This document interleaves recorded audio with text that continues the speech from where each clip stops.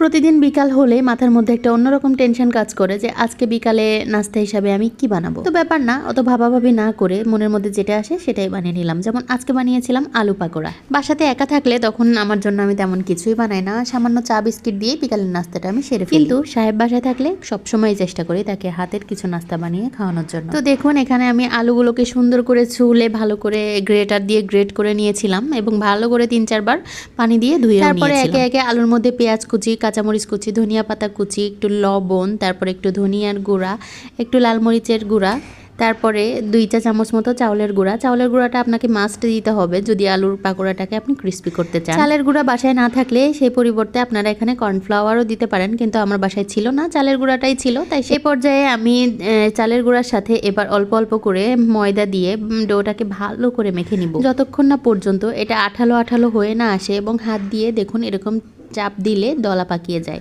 তো এ পর্যায়ে আমি ফ্রাই প্যানের তেলটাকেও গরম করে নিয়েছিলাম। প্রথমে তেলটাকে আমি একটু ভালো করে গরম করে নিয়ে পরে মিডিয়াম টু লো হিটে পকোড়াগুলোকে আস্তে আস্তে একটা একটা করে ভেজে। তো এই তো গোল্ডেন ব্রাউন করে ভেজে নিয়ে আমি এবার পকোড়াগুলোকে আমার প্লেটে উঠিয়ে সুন্দর করে একটু সস দিয়ে পরিবেশন করলে রেডি আমার আলু পাকোড়া। তো এই ছিল আমার আজকের ভিডিও। আমার ভিডিওটি যদি ভালো লেগে থাকে অবশ্যই আমার পেজটিতে একটি ফলো দিয়ে যাবেন এবং যারা ইউটিউব থেকে দেখছেন অবশ্যই আমার চ্যানেলটি সাবস্ক্রাইব করে দিবেন। ধন্যবাদ।